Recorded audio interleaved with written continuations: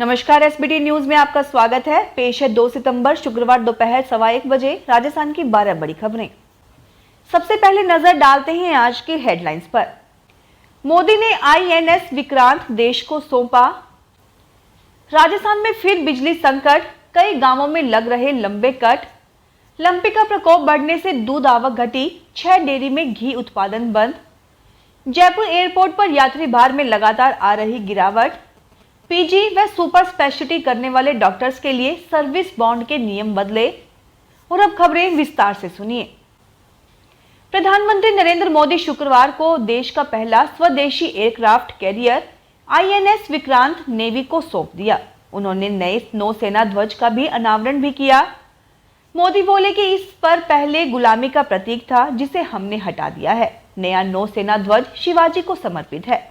मोदी ने aircraft carrier को बनाने वाले इंजीनियर्स की तारीफ की और कहा कि इस शिप में जितने केबल और वायर हैं, वो कोच्चि से काशी तक पहुंच सकते हैं। उन्होंने कहा कि आईएनएस विक्रांत सिर्फ वॉरशिप नहीं, समंदर में तैरता शहर है।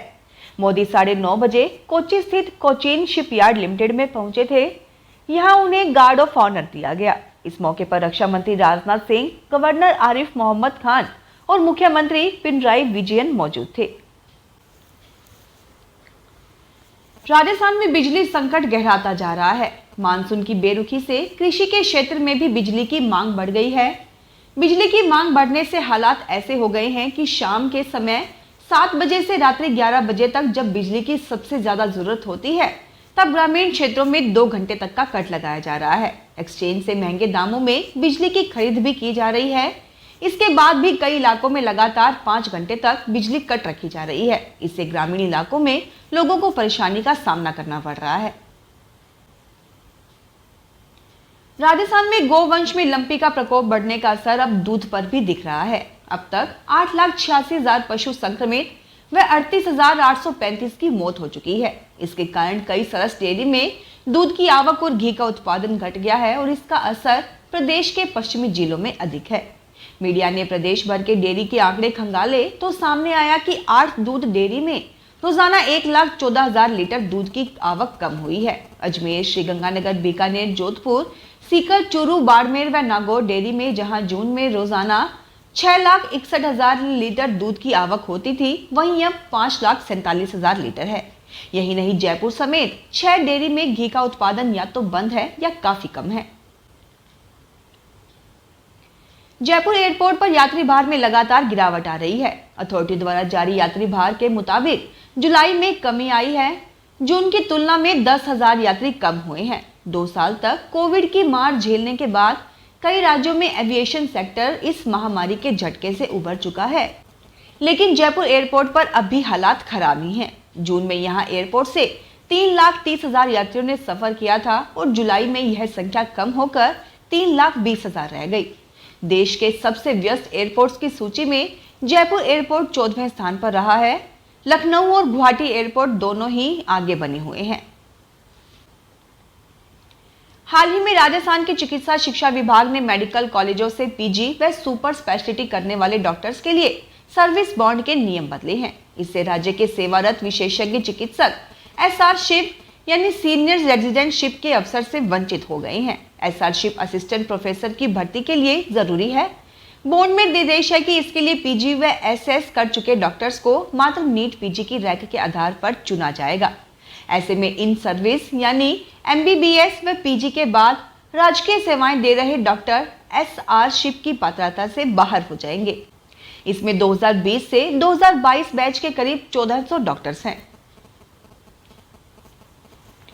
प्रशासन शहरों के संग अभियान के दौरान पट्टे वितरण में लापरवाही और व्यवस्थाओं की शिकायत पर आयोजित कैंप में पहुंचे संभागीय आयुक्त सावरवल वर्मा ने शिविर में अनियमितताएं देख आमजन से मिले फीडबैक के आधार पर कलेक्टर को जांच कर कार्यवाही के निर्देश दिए, जिस पर कलेक्टर अंकित कुमार सिंह ने आयुक्त नरसिंह लाल मीणा को निलंबित करते हुए उपखंड अधिकारी करौली अमित कुमार वर्मा को नगर परिषद आयुक्त का चार्ज सौंप दिया।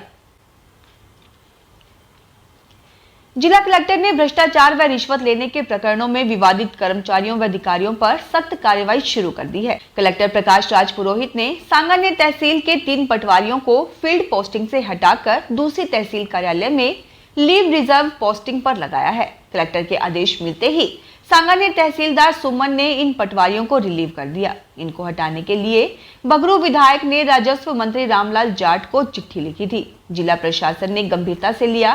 कलेक्टर ने विधानी पटवारी महेंद्र मीणा को विराटनगर, दांतली पटवारी गणेश लाल जाट को मोजामाबाद और सांगानेर तहसील के लीव रिजर्व पटवारी रमेश चंद परिहार को फुलेरा तहसील मुख्यालय में लगाया गया है।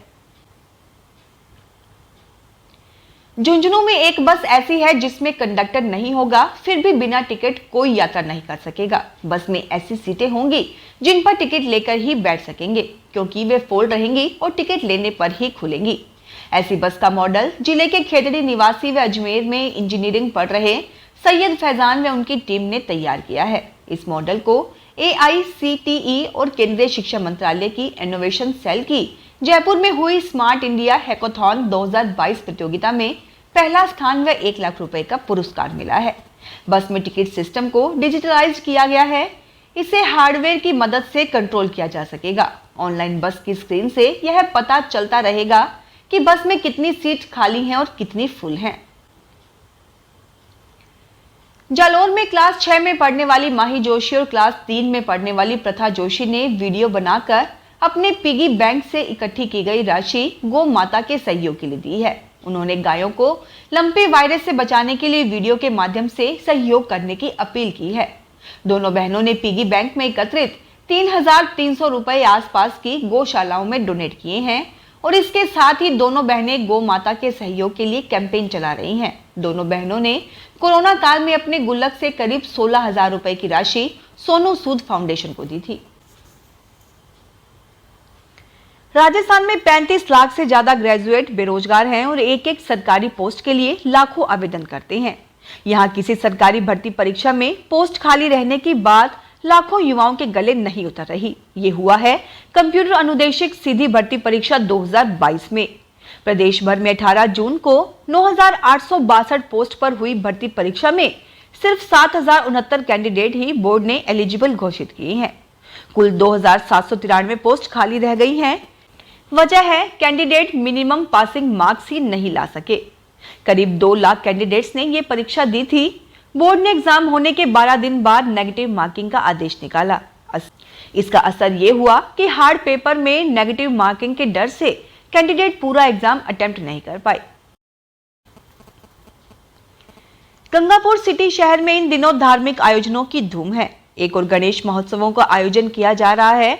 वहीं गुरुवार को मां कर्णपुर देवी और खाटू श्याम जी के लिए पद यात्राएं रवाना हुई। श्रद्धालु नाचते गाते हुए जा रहे थे।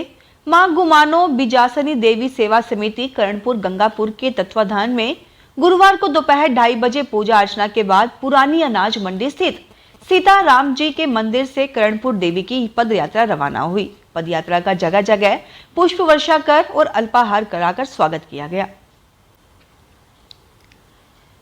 अपराधियों पर नकेल कसने के लिए रात को जयपुर में 40 पॉइंटों पर कड़ी नाकेबंदी की जाती है। पुलिस इस कड़े नाकाबंदी के दौरान भी मौका देखकर अवैध वसूली का खेल खेलना शुरू कर देती है, जो किसी से भी छिपा नहीं है। इस संबंध में कोई सबूत नहीं मिल रहा था, जिस पर एडिशनल कमिश्नर कैलाश बिश्नोई ने जयपुर सिटी में लगने वाले रात्रि नाकाबंदी के डिकॉय ऑपरेशन करने का प्लान बनाया। डीसीपी नॉर्थ परीस देशमुख ने बीती देर रात कई जगह पर सिविल ड्रेस पहनकर प्राइवेट गाड़ी से शहर के विभिन्न इलाकों में नाकाबंदी की जांच की। इस दौरान ट्रांसपोर्ट नगर इलाके में रोटरी सर्किल पर डीसीपी नॉर्थ को रात 1:30 बजे रोका गया। इस दौरान सादा वर्दी में डीसीपी के साथ उनका गनमैन और ड्राइवर भी था। कांस्टेबल ने उनकी गाड़ी को रोका और ओवर स्पीडिंग और सीट बेल्ट नहीं लगाने के नाम पर उनका 2,500 रुपए का चालान काटने की धमकी देने लगा। कुछ देर बहस करने के बाद कांस्टेबल राजेंद्र प्रसाद ने अपने अन्य 3 कांस्टेबल राजेंद्र सिंह, अशोक और राजीव के साथ मिलकर चालान नहीं काटने की एवज में 500 रुपए की अवैध वसूली कर ली। फिलहाल इस बुलेटिन में इतना ही। फिर हाजिर होंगे और बड़ी खबरों के साथ। अगर आप भी अपने आसपास की छोटी बड़ी और महत्वपूर्ण खबरों से अपडेट रहना चाहते हैं तो सब्सक्राइब कीजिए हमारे चैनल SPT न्यूज को और प्रेस कीजिए बेल आइकन पर।